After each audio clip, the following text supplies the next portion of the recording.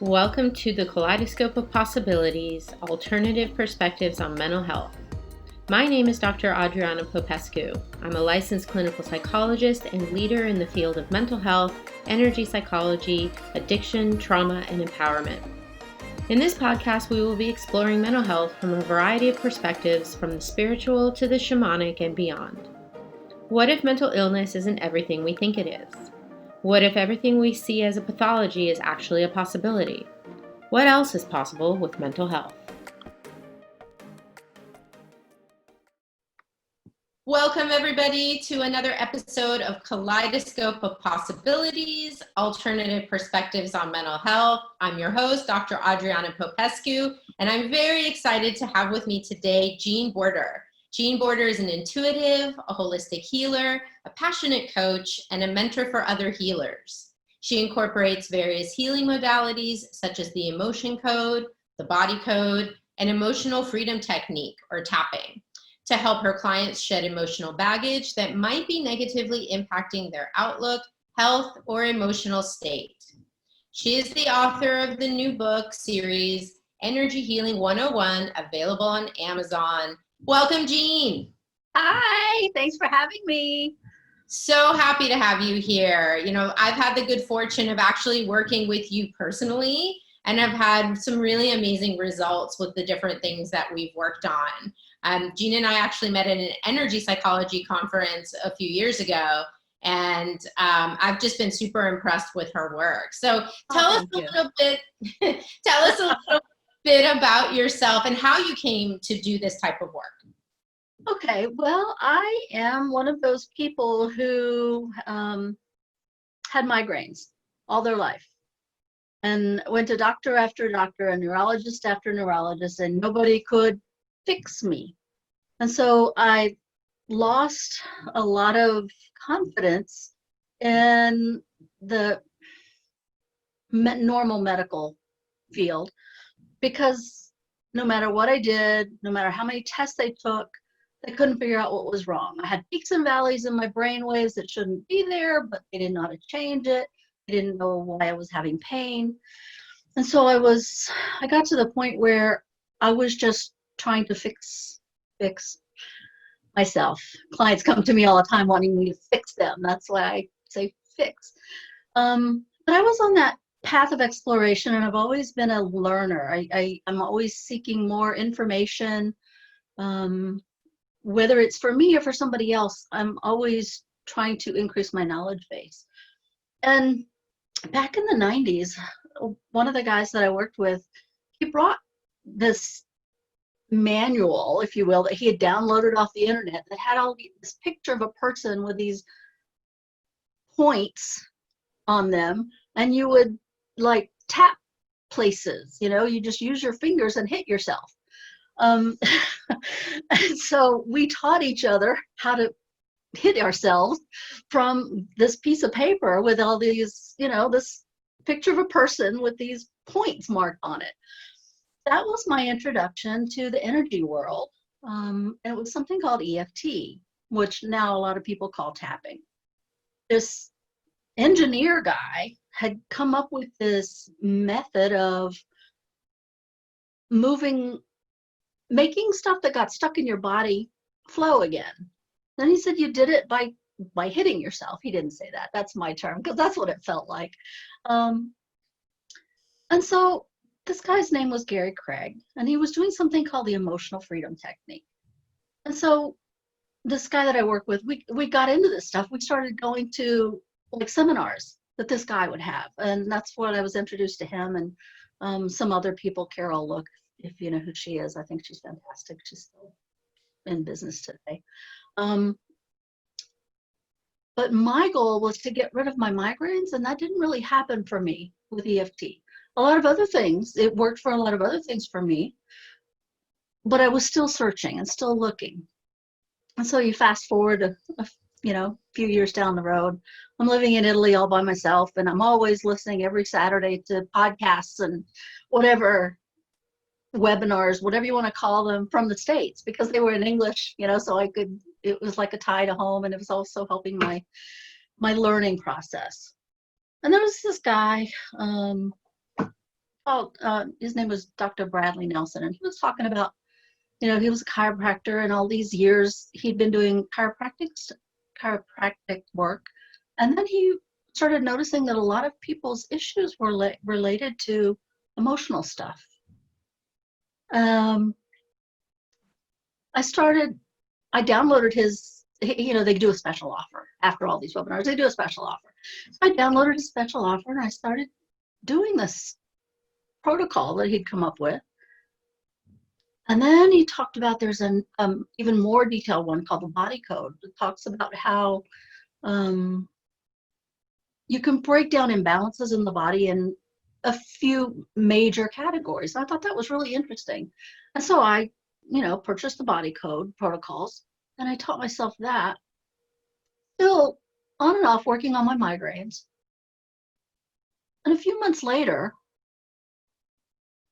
I was just in the house doing something, and I realized I hadn't been taking my migraine medicine. I hadn't given myself a shot.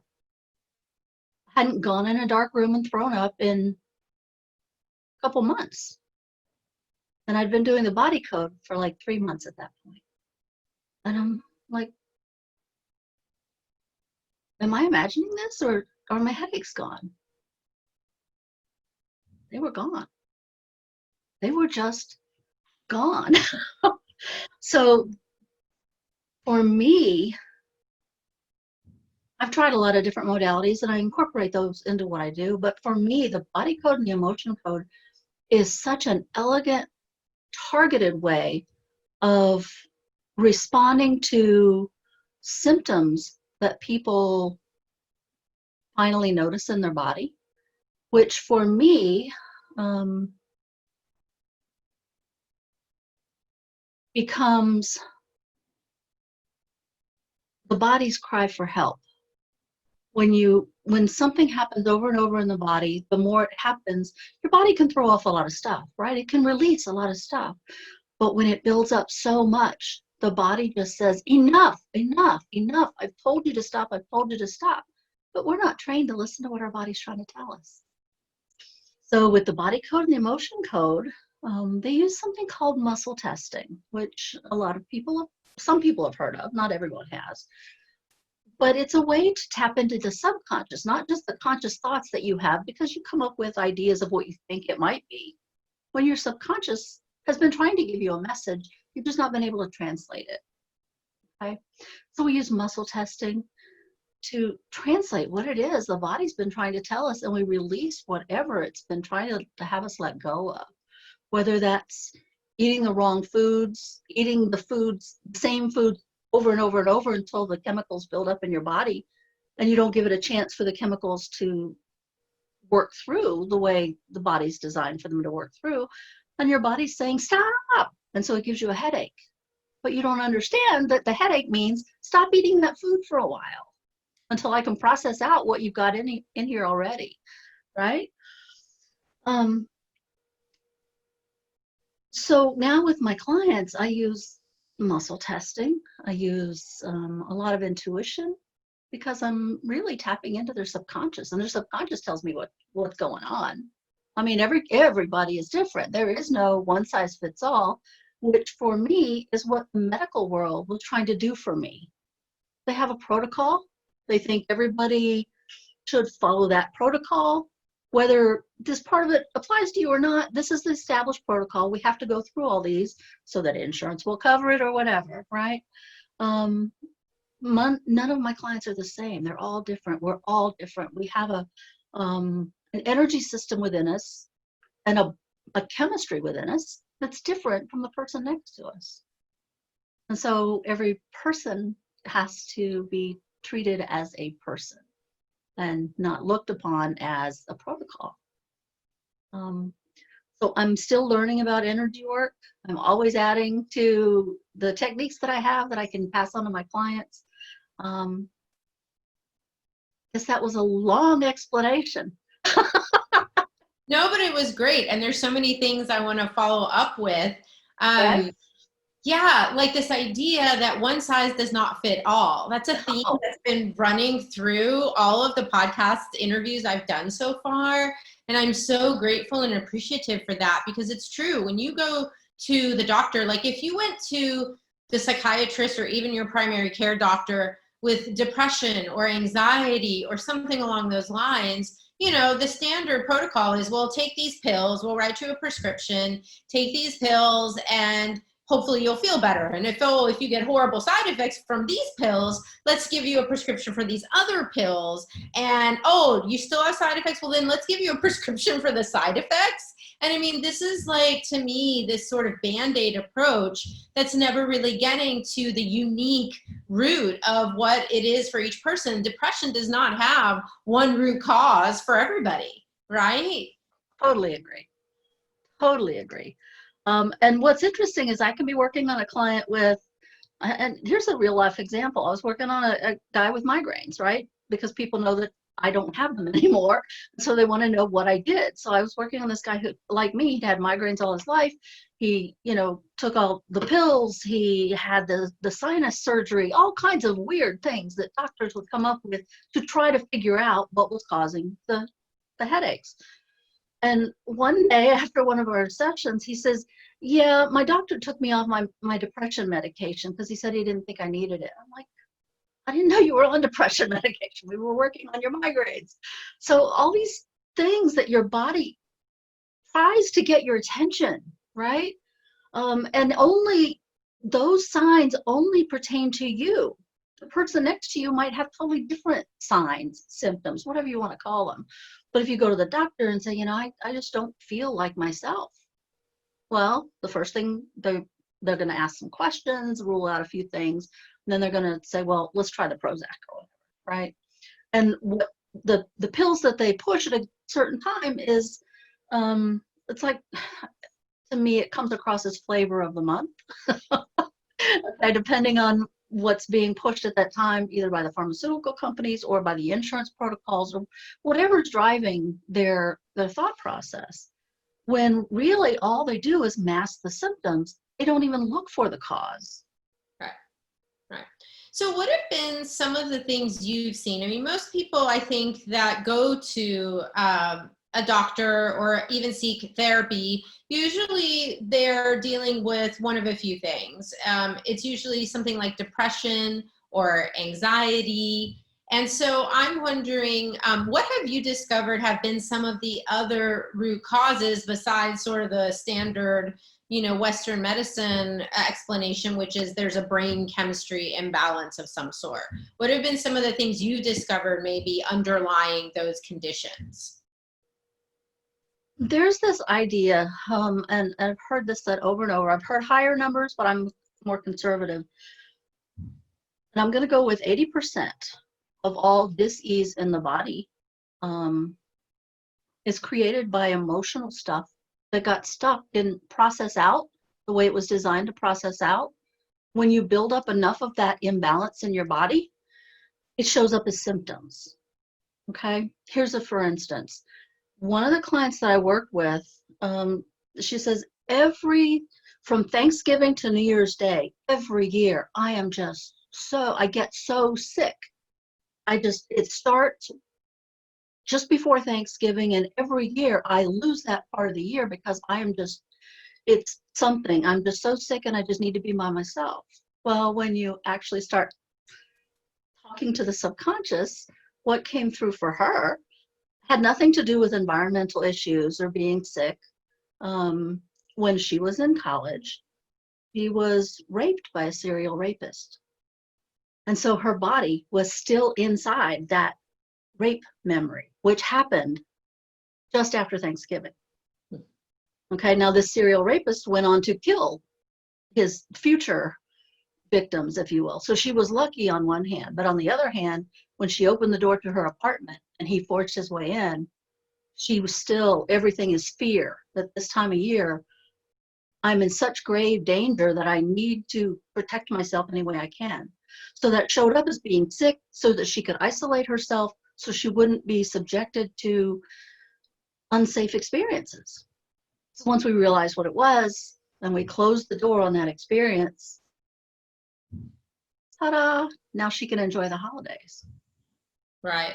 Right. And that's what ends up happening so much of the time for people, right? Is things that are associated with a traumatic or upsetting, emotionally upsetting event. Could be anything. Could be what you were eating at the time, right? It could be the environment you were in. All of that stuff ends up getting coded into your long-term memory, right? Along with the memory itself of this experience, and all this emotion goes in with it. And then sometimes other things, like you happen to be eating ice cream when, you were getting screamed at. And so now every time you eat ice cream, your body has some sort of response to it. It's almost like it's unprocessed or like unresolved material. It sounds like what you're saying. Exactly. Yeah. Yeah. So even somebody who's in a room where something bad happens and they're looking at an orange wall, and now they develop an allergy to citrus, they can't, sorry about that, there's a phone ringing. They're allergic to citrus. They're not really allergic to citrus. It's triggering this memory of being so afraid in this room where the orange is what stuck in that correlation was made, which is a very, it's illogical to anybody else, but the brain works in interesting ways to try to keep you safe, right? So if that's an unsafe situation, then eating that orange brings back that unsafe memory. So now the orange is unsafe. Right. So once you use this muscle testing to discover what the underlying issue is, how do you then clear it or resolve that for people? Okay. Well, the energy exists, right? Energy can be changed into something else. It can't be destroyed, but it can be changed into something else. And so what we do with the muscle testing and asking questions of the subconscious, a lot of times before I start with somebody to just address the symptom itself, I ask the questions and I muscle test the answers. I want to be sick. I want to be well. Because sometimes by the time people find me, they have become enmeshed in whatever label the medical profession has labeled them with. And so now they're part of a community when they were alone, right? Because they were the only one going through that, whatever that hardship was. But now they have fibromyalgia. So now they're with a group of other people. They feel validated. They didn't make it up. It really existed. But the question is, why are you experiencing these symptoms that the medical profession has labeled as fibromyalgia, right? So once we get through to the place where it's safe to be well and safe to leave all the support that label gives you, now we can address the question, what allowed those symptoms to build to this level in the first place? And in order to do that, we have to go back, work our way back to the beginning. You think of an onion and we peel the layers of the onion away to get to the very soft, squishy center, right? And we do that through muscle testing by asking, is there some imbalance that we can release, change, balance right now that had something to do with why this started in the first place? And as we work, some things are not safe to do yet. So we leave those alone for a later session when the subconscious understands that, okay, it's safe to let that go. But you ask, I say muscle testing is a binary process. It's either yes or no. And if you're not getting a clear answer, you're asking the wrong question. Okay? So I want to be sick can only be yes or no. I want to be well can only be yes or no. If there's any ambivalence in there, we work through the ambivalence, right? But only your subconscious, even though you've done everything you can to get better, but there's something in the subconscious that might be saying it's not safe for you to get well. Because now your husband who is your primary provider, he may not be as attentive maybe as he is when you're in major pain, right? Or your kids might start acting out, and they don't do that when you're in a dark room with the lights turned off, right? Or the kids might feel like it's okay now to go play with their friends rather than stay here to make sure you're not passing out. So even though those are things you don't want to happen, the subconscious may be afraid to let those go. So we ask the question, is there something we can release today that has something to do with these symptoms? And we work through till we get to where it's safe. And now you're happy to have a different life than the one that has become so familiar. That make sense? Totally. And so once then you get someone congruent, because that's how I understand it, you're getting them energetically, consciously in their conscious. Yes, of course I want to get better, but then subconsciously there's a part that says it's not safe. No, I don't. Right? You clear up that ambivalence, and then you get the person congruent with whatever it is they're asking for. Right. And you work with people not just around like physical health issues or mental health issues. It could be, you and I've done some work around business, and like helping me be more successful with my business, and where are the blockages with that. So I know that when we're working together, I'm telling you what's happening and you're doing muscle testing, but you're mostly quiet. Like I'm not really doing much. What are you doing when all of that is happening? When all that, I tell people all the time, I multitask really well. And so I can carry on conversations while I work, but sometimes I'll get really quiet. And that's when I am focusing really intently on something and I'm listening. The more you work with energy, the more intuitive you become, and the answers come to you before you even have to go through the protocols of actually muscle testing. Okay, so I'm on one side of the country and you're on the other side of the country. So how am I muscle testing you without having you hold your arm out or sway forward or sway backwards or whatever you've seen everybody else do? We're connected right now. We're on different sides of the country. I'm using Wi-Fi. I don't know if you're hardwired into through a landline, through an Ethernet, to the communication system, whatever it is, but I'm using Wi-Fi. The same process applies to muscle testing over long distances. I have clients in the Netherlands. I have clients in Canada. I have clients in Florida. I've worked with people in the Caribbean. Distance doesn't matter. I don't need to touch you to muscle test. Is the muscle strong on this answer or weak on this answer? You'll see people use all kinds of methods to muscle test. It's just like Wi-Fi. I put myself, if you will, inside your energy field. And so I muscle test I use fingers. You can do all kinds of methods. I use myself as a proxy for you. Okay, so I'm inside your energy field when I ask these types of questions. Is there something that it's safe to release right now that has something to do with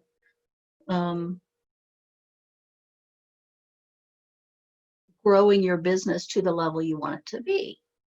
Is there something standing in the way of the goal you set? And the more you do this, like I said, the answers come before you even have a chance to muscle test. For some people, it's a very fast process.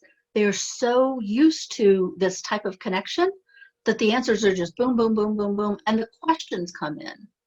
That when I work with new healers, the thing that I'm most interested in making sure that they build their skills in is the questions they ask. Because you can ask a very basic question, and that's very useful. But the more targeted the question is, specifically to you and your situation, the more targeted and direct the answer will be to provide value to the client, right? So I work very fast as well. So a lot of times I'm not telling you what I'm finding until maybe the end of the session. And in general, I'll tell you, okay, when I started out working on this because that just popped in my head like now, right? And there's usually a priority of my clients will have multiple things they want to work on. But in a half an hour session, I typically don't just work on one thing. There's always tendrils that reach out, fractal patterns, if you will. What's affecting this part of your life is bleeding over and affecting this part of your life, and bleeding over and repeating in this part of your life. So sometimes I start with the business, and that leads me to something physical, and that leads me to something emotional, and that leads me something in childhood or something you absorbed from someone else.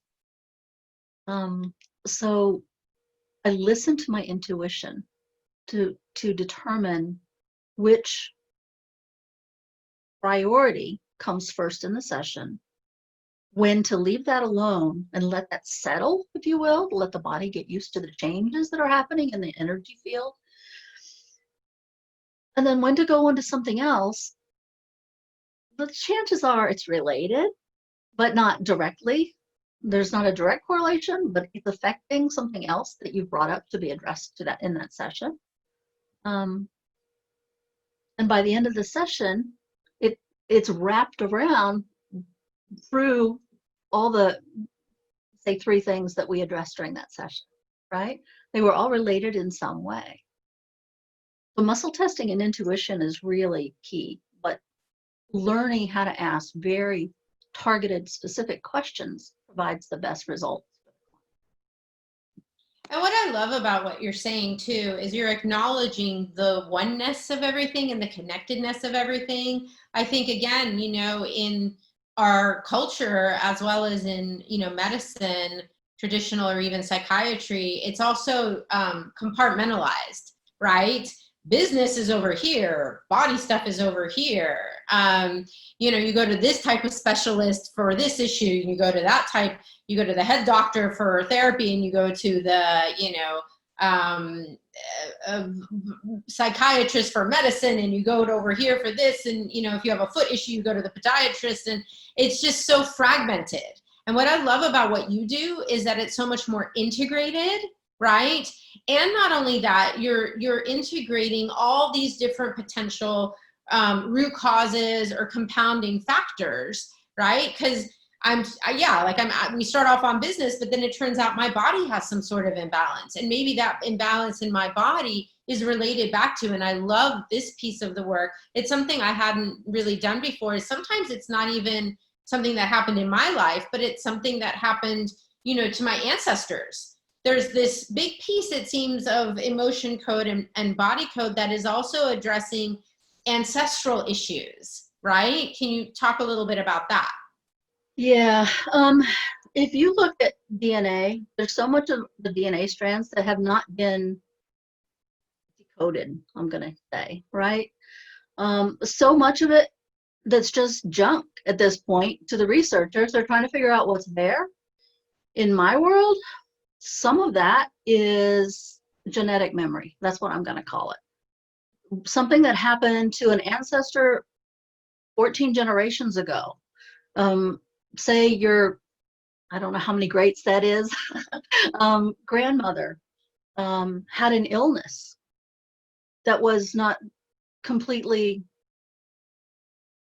cured, healed, whatever, hadn't processed out of her body by the time she conceived a child. Okay. And then that illness, that imbalance that is on part of the DNA that she passes to that fetus, is now passed down. Okay. So that's like a sickness imbalance, if you will. Same thing with emotions. Someone has a near-death experience, right? They almost drown, and they come back with that fear of water. And 5 generations later, people have an irrational fear of water, and they don't know why.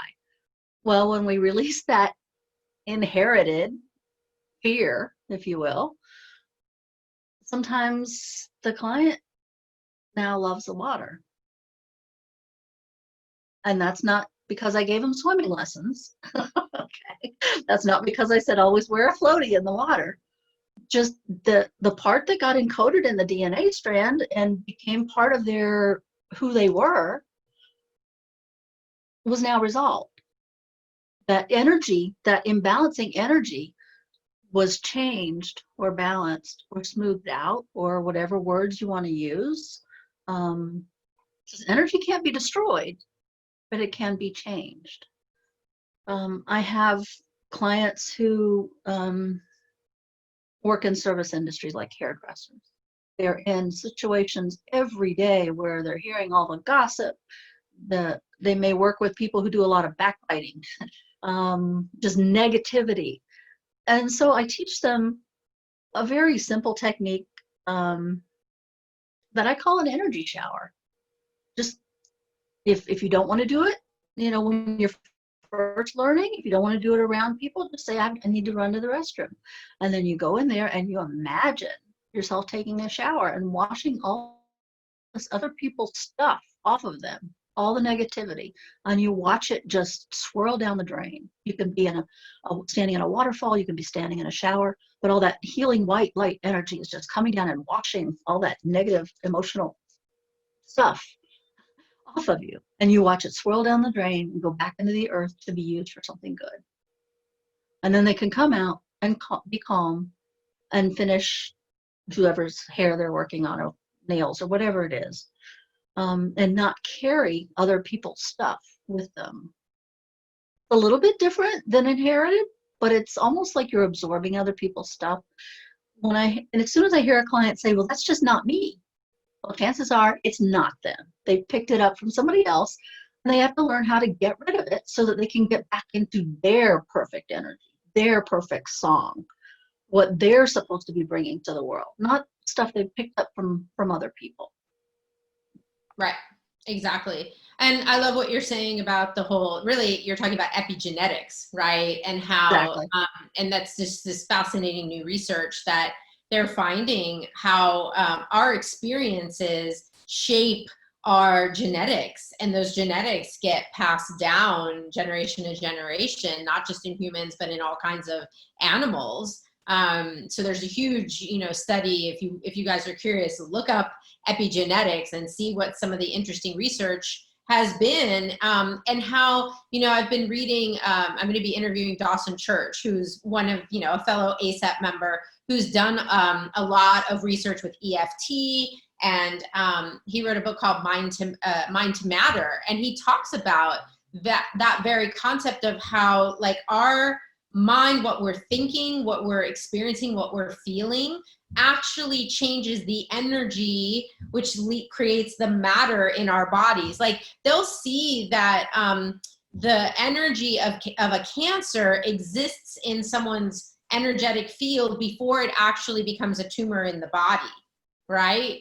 So you're really working in that realm with the energies, right, that are creating physical issues or emotional issues. Like, there is no separation. To me, energy is the common denominator with all of it, right? So if we That's shift exactly the right. energies, we shift the thoughts, we shift the feelings, we shift the physicality, the material stuff, it all comes down to energy. And if you identify where that energy is imbalanced and then you shift it in some way, then the material will change as well, or the thoughts, or whatever it is that's stuck. It's hard for people to wrap their minds around, because I think our minds just are not, this is never something we learned in school or anything. Yeah, that's what frustrates me about the medical profession is you go to a specialist and they look for something in their field. But it may be something totally different, but they don't think of the body as a whole unit. They think of it as separate parts, and this is my part.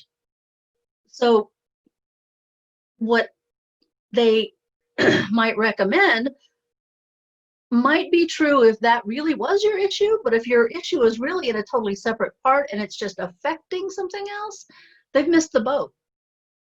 And they're fine with that. And I'm not. Yeah. So that's really the big difference. Exactly.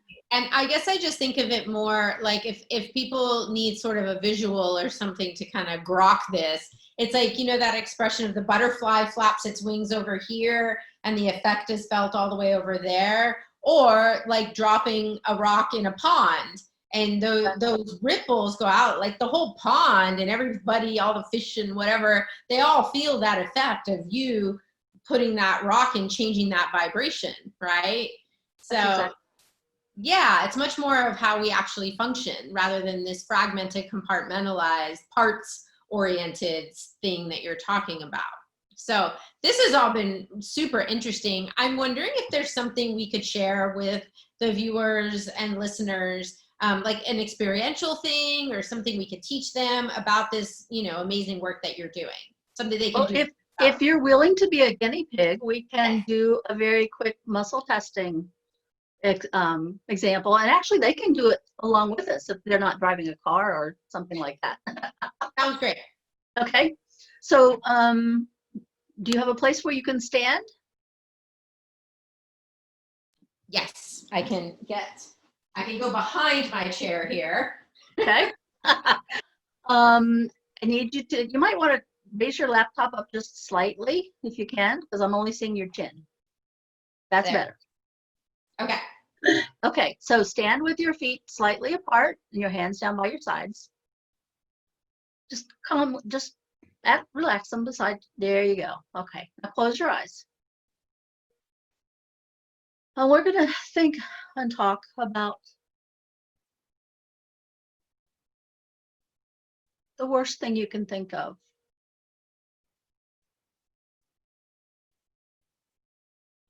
We're going to talk about hate so intense that it starts affecting you, that it starts affecting people around you, that it starts affecting your family. You don't know why it's there. You just know that this person is putting off such hate towards you.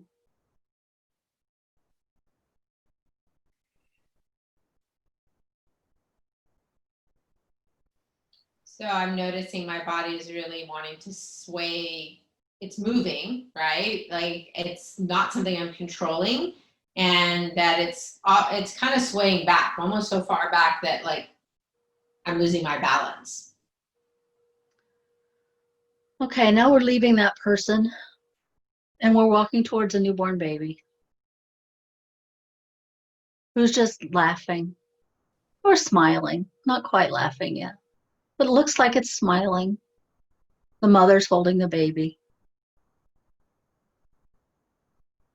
Everyone around is smiling. Everyone feels such peace. Well, that's easy to connect to because there's a daycare right there where I can hear the kids like laughing and screaming and all of that. And I noticed that when I tap into that, my body wants to go forward.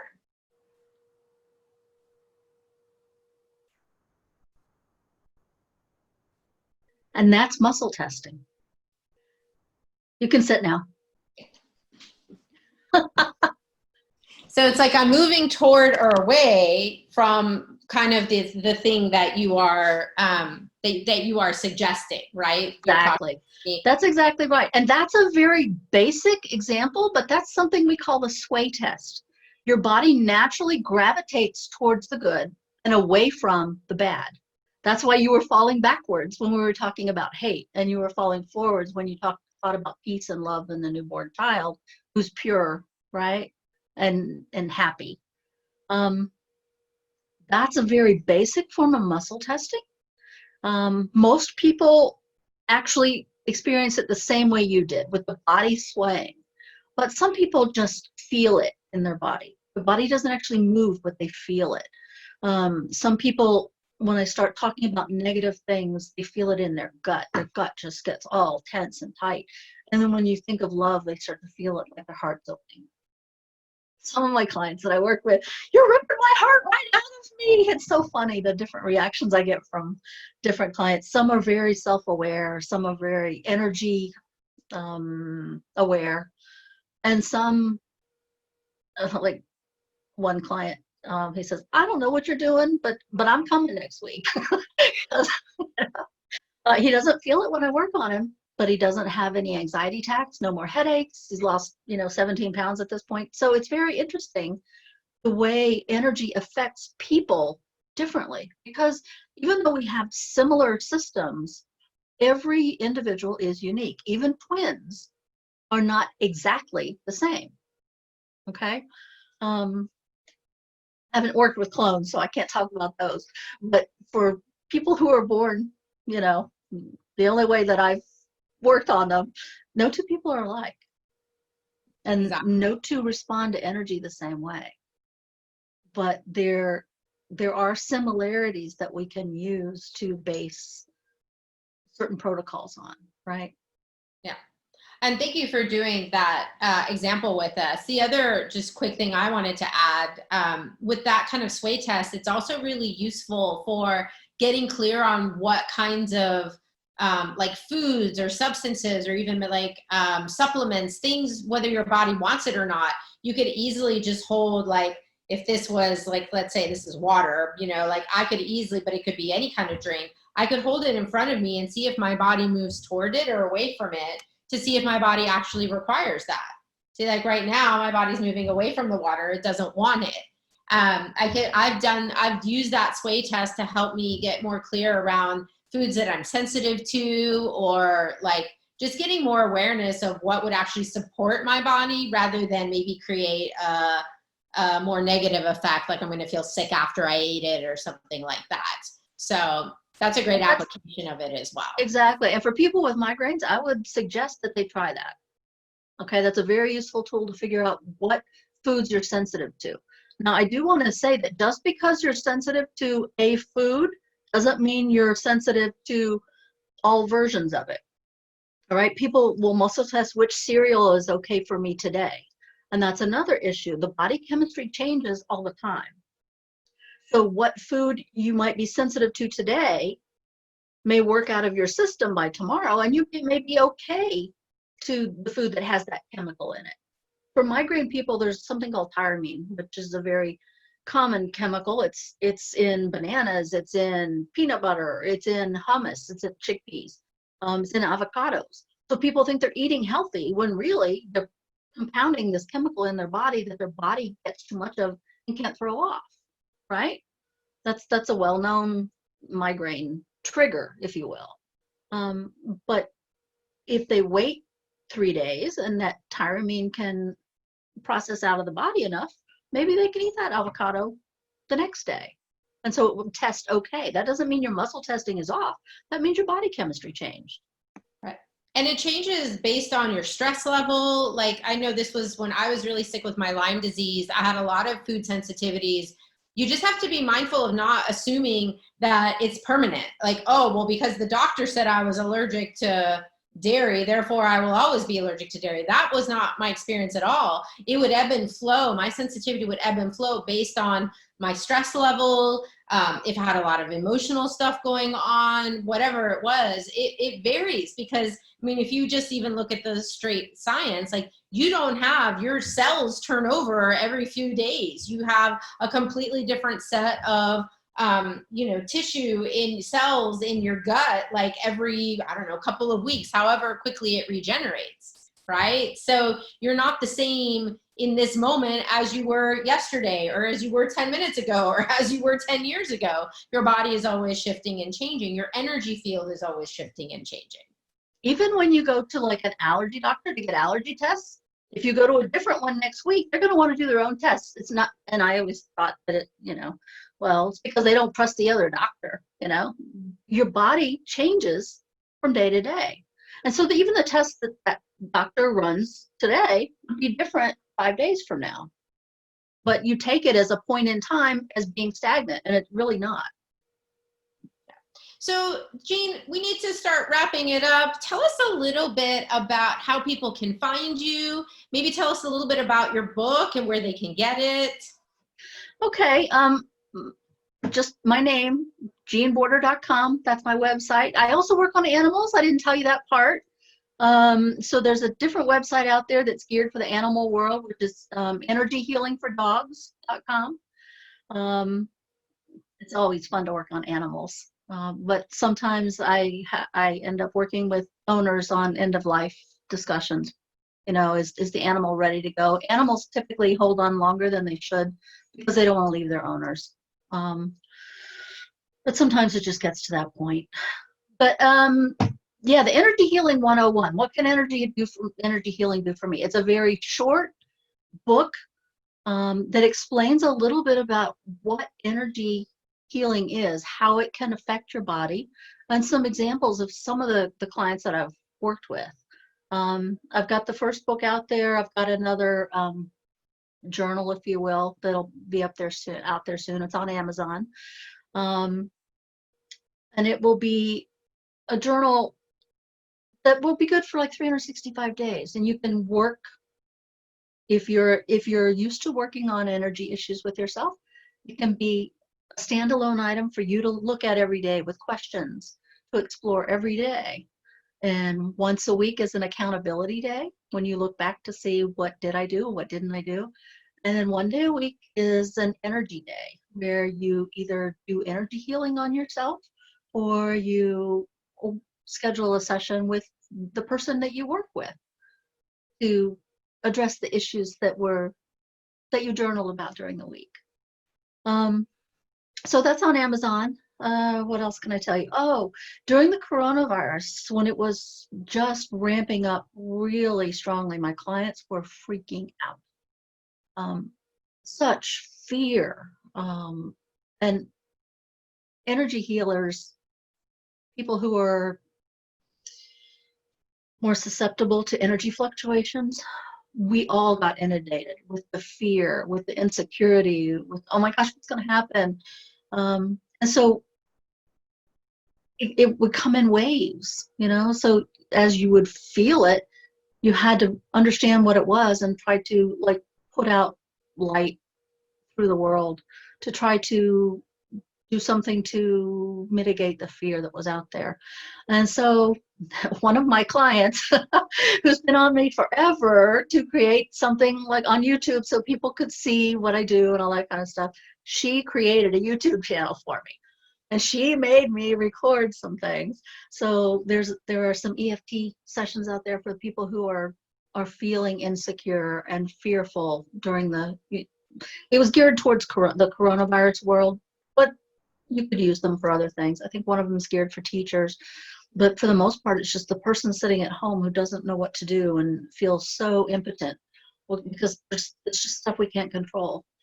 But so there's some EFT videos out there if people tap along. And we will add those to the show notes so people can cool. get those links.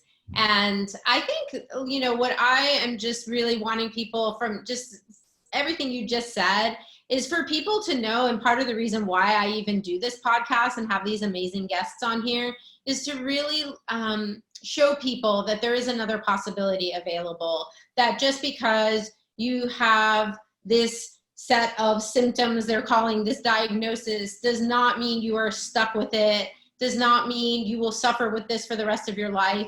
It's all energy, and energy is malleable, and we can change it. And with these technologies, these tools and techniques, you know, that Jean has been so generous to, you know, talk about with us today, we can change those things and we can take ourselves out of the pain and suffering.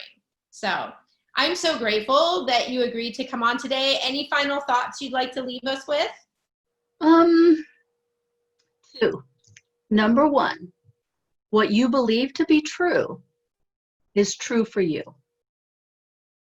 So think about what truths you attach to yourself, to your financial situation, to your environment, to your physical well-being. Because awareness is the first part of change. And be very aware, number 2, be very aware of the language you use. For some of my clients, is I'm always sick. Well, if you use those words, I am always sick, your subconscious will do everything it can to make that true for you. So whatever comes after the words I am is critical for you to notice. That's the first part of awareness, which will then allow you to decide, where am I now? Where do I want to be? Thank you, Jean. You're welcome. And thank you so much for tuning in to our episode today. If you like this podcast, please do click like and subscribe and pass it along to anyone else you think might benefit from knowing that there is another way to look at and treat all kinds of issues, including those we call mental disorders. So I'm Dr. Adriana Popescu signing off till next time. Thank you.